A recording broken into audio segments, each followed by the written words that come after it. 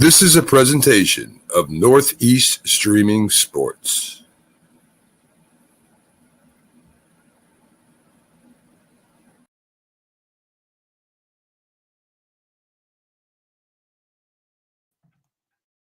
And happy Saturday morning to everyone out there in the Northeast Streaming Sports Network. And, of course, on Start Spreading the News, the world's greatest Yankees site in the world. Does that make any sense? The world's greatest in the world? Anyway, it's Saturday morning. Let's make today a great day. And how do you make a day great? There are lots of ways, but the simplest is to just look for all the good that is out there in the world. Look and find it. And when you see good things happening, you're going to say, you know what? Today's pretty great. But sometimes in our lives, we struggle to find the good. And if that's the case, the easiest way to find the good is to create it yourself by doing nice things for other people. Send a letter, make a phone call, go visit someone, donate your time, donate food, donate money. There are a million ways. There are a million ways to do nice things for other people. And when we do those things, we're making our days great, and we're making their days great, and we're making the world a better place. Remember, when we give kindness, I also believe that that kindness comes back to us in greater amounts than we ever gave. All right, we're here to talk for 30 minutes or so about the New York Yankees. But before we do, I'm recording this on Friday. I always record this a day in advance. This way, if there are any technical malfunctions, and there already was one, this is my second full take of the show. I was 22 minutes into the podcast, and we had a technical glitch, and now I'm starting over from scratch. But anyway, it's Saturday morning. Last night, I was in New York City. You see my USA shirt here? I was part of the Parade of Nations for the New York City Marathon happening tomorrow. But they kick it off with a big parade and a celebration.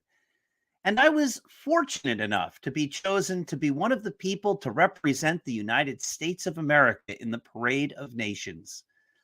I'm assuming it all went well.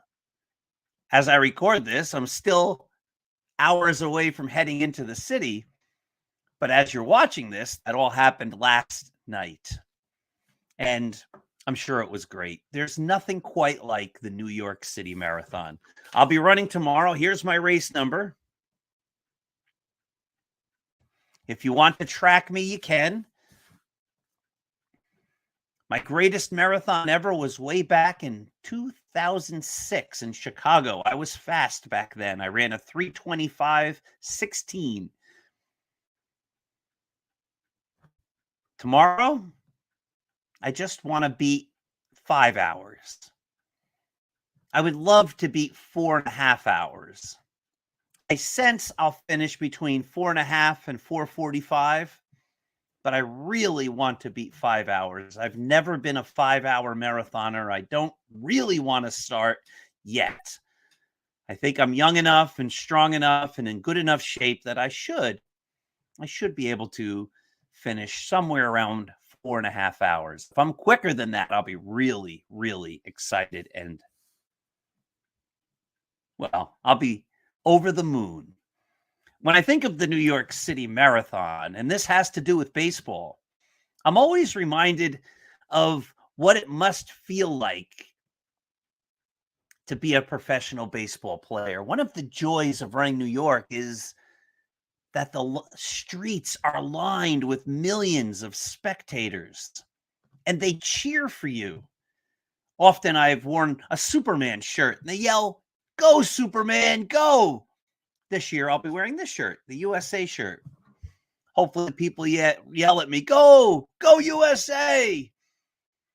Go 51-163. That's all great.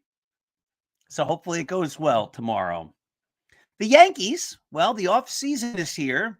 The Texas Rangers are the world champions, yet the latest brand new world champion in the days since the Yankees were last world champions. I encourage you to go to Start Spreading the News, the greatest Yankee site there is, and read Andy Singer's mailbag from yesterday. That's always a must read. It comes every Friday at 10 a.m. It's an absolute must read. He's in Italy right now, and he talks about how when he used to travel, the only items that he would see that had to do with baseball, Major League Baseball, were Yankee items. But now he's seeing all sorts of other teams. And he's legitimizing my concern that I've articulated for years, that the Yankees are losing their edge. The Yankees brand, and this is what so many people miss when they go, well, they've been an over 500 team for 3 decades. That's nice. It's great. Well, they made it to the postseason.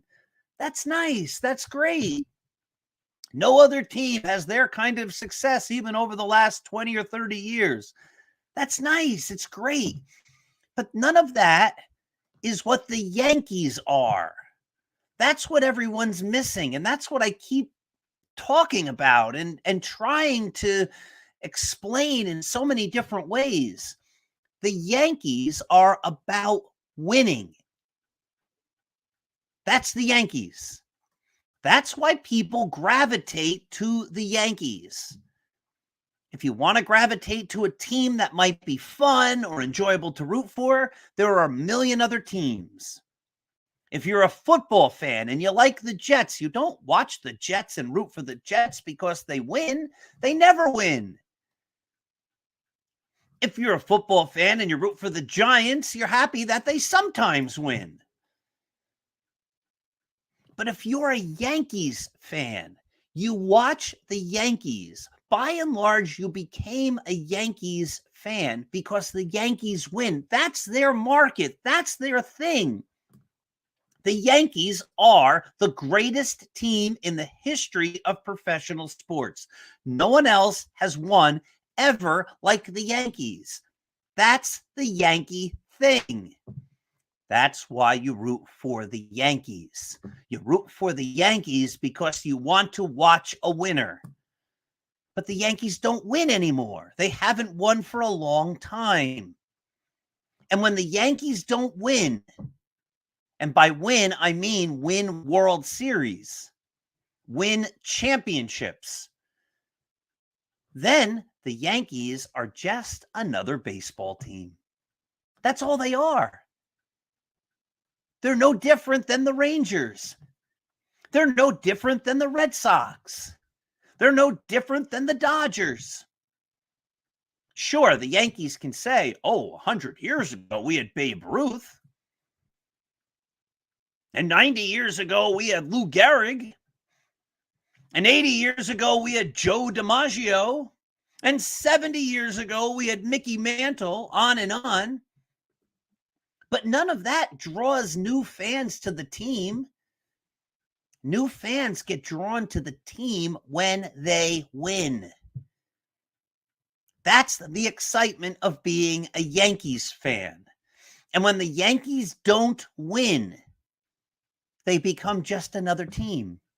Yeah, I'll root for the Dodgers. They win sometimes. They're a big team. They have a rich history. Sure, I'll root for the Red Sox. They win sometimes. They've been around forever. They have a rich history. You have DiMaggio, we've got Teddy Ballgame. You've got Reggie, we've got Yaz.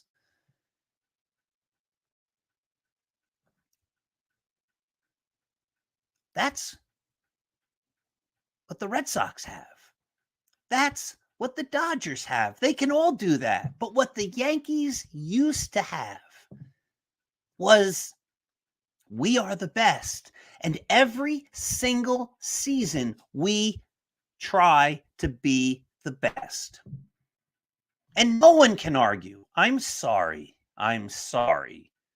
No one can argue that in 2023, the Yankees set out to be the best. They didn't.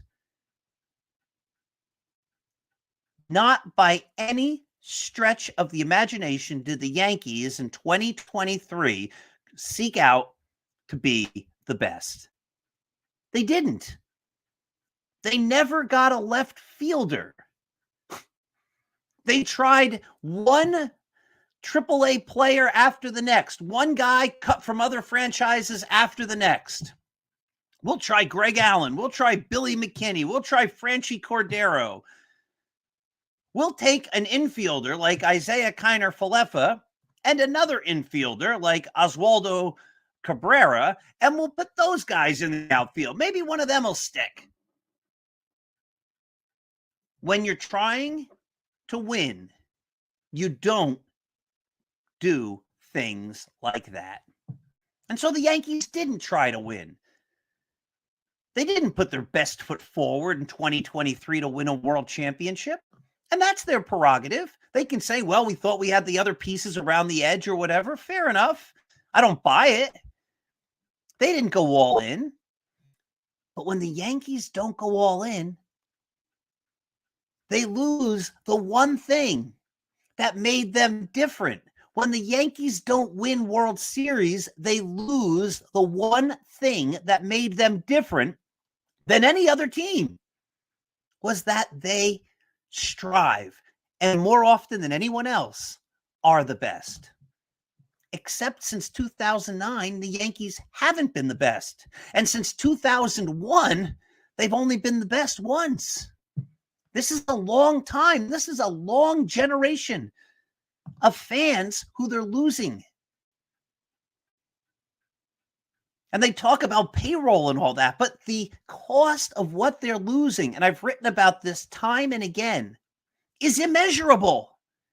Sure, Bryce Harper would have cost a ton of money. His salary seems a lot more reasonable now, just a few years after he signed that big deal. But the Phillies are going to make money off Bryce Harper forever. Forever selling Bryce Harper jerseys. They're going to have Bryce Harper Day. They're going to have Bryce Harper Day again, probably when he gets into the Hall of Fame someday. They'll sell out the stadium time and time again. He's bringing them to World Series and National League Championship Series. He's a dynamic player who people go to the stadium to see. The Yankees would have been able to do that. They've made money off Reggie Jackson every single day, probably, since 1977. They just keep cranking out the Reggie items, the Reggie souvenirs, the Reggie jerseys, the Reggie shirts, the Reggie photos. They're still making money off Babe Ruth and Lou Gehrig and Joe DiMaggio and Whitey Ford and Mariano Rivera and Derek Jeter, on and on. But when you look at the immediacy, well, he's going to cost a lot today. You go, ooh, maybe I shouldn't get that player who might help win us a World Series. And then you lose in the long term. And lest anyone say, well, the Phillies haven't, taken it all the way and been world champions a million years since they got Bryce Harper. Okay, but the Phillies don't have to. The Rangers don't have to. The Dodgers don't have to. None of those teams have to win every year. That's not what they are. That's the difference. That's what the Yankees were. That was their market. If you're walking around Italy, you're wearing a Yankees hat, as Andy Singer always noted. The hats he always saw were Yankees hats because that means greatness. Now it doesn't. Now you can wear a Rangers hat, and that means greatness just as much, if not more, than a Yankees hat. That's what the Yankees have lost.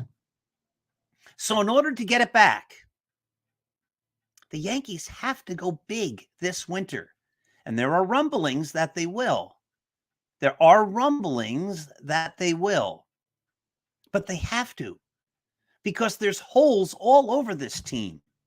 And we've been through it already, but who's their catcher? Do we know whoever the catcher will be if that person can hit major league pitching?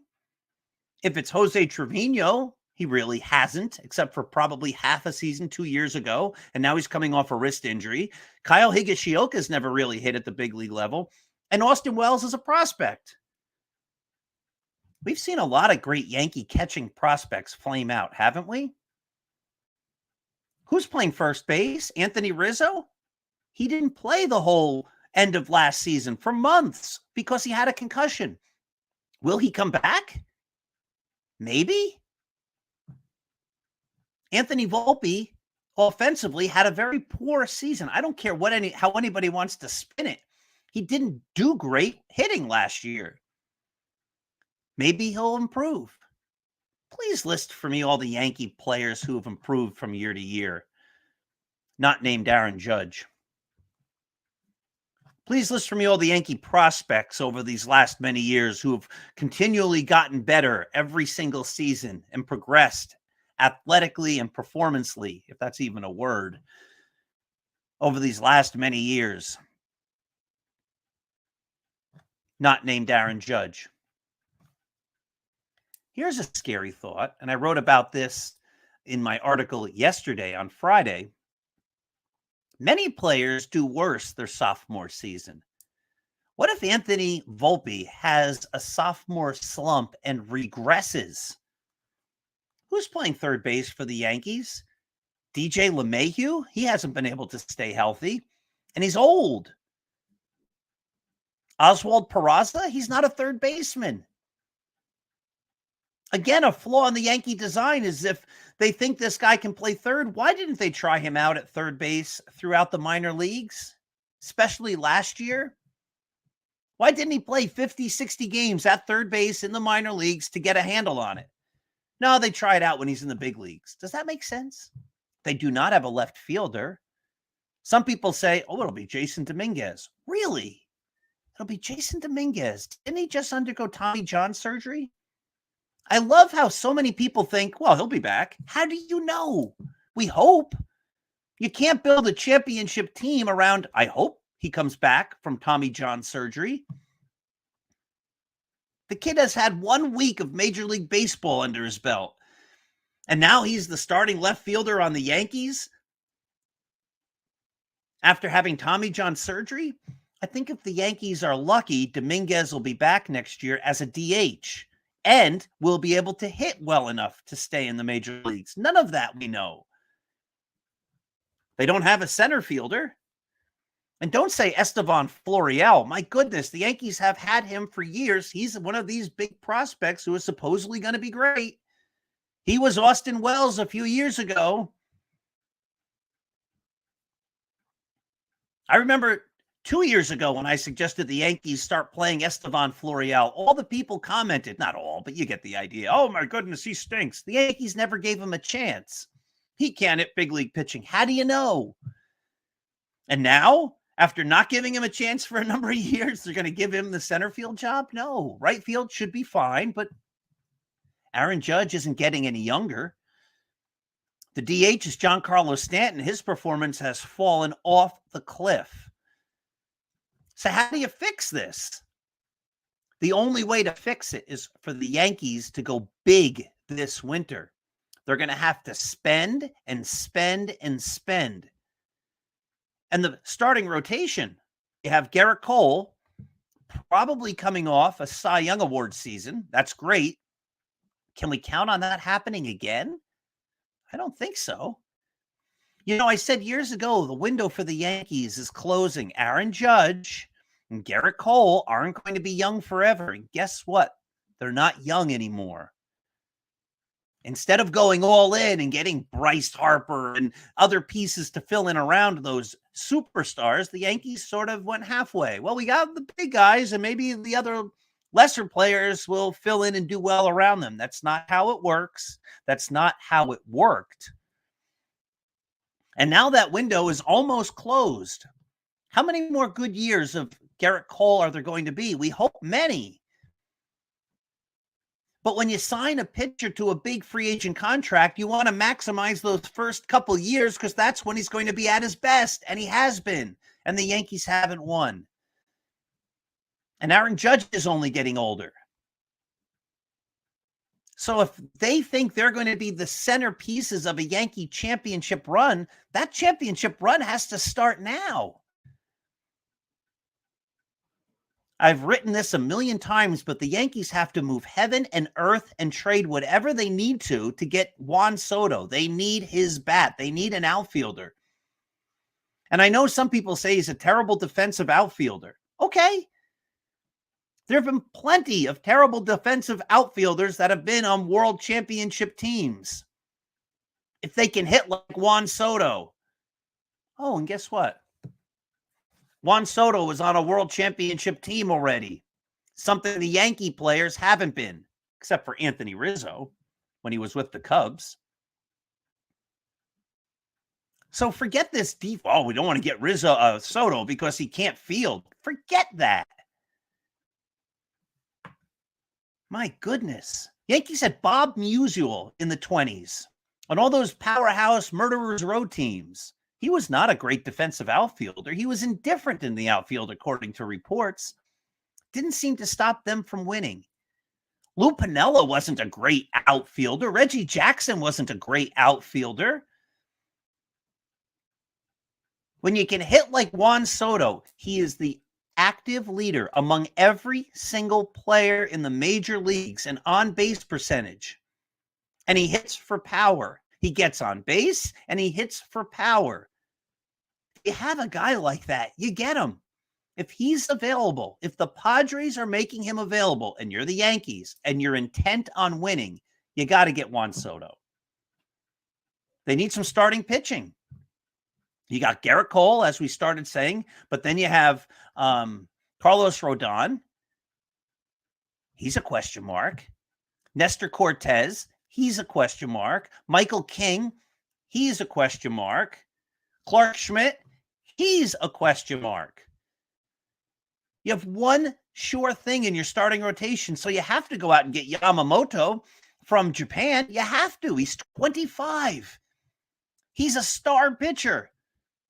You can't just go out and get, the mediocre, middle-of-the-road type of guy.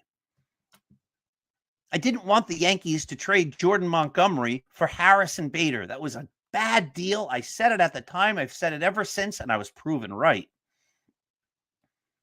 Jordan Montgomery's a world champion now. Good for him. Remember when the Yankees said, he won't be part of a postseason rotation. We can trade him. We don't need him, a left-handed pitcher.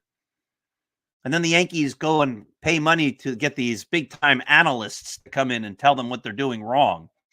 I can tell you what you're doing wrong. Teams are built on left-handed Yankee teams, great Yankee teams, left-handed pitching and left-handed hitting. And the Yankees haven't had any of it much for the last many years. And then they had a solid lefty starter, and they got rid of him for a guy who didn't play for 2 months because he was hurt. Made no sense. And all that time, they had a hole in center field, and they didn't let the left-handed hitter in the minor leagues, who was their top prospect, Esteban Florial, even get a shot. Their moves make no sense.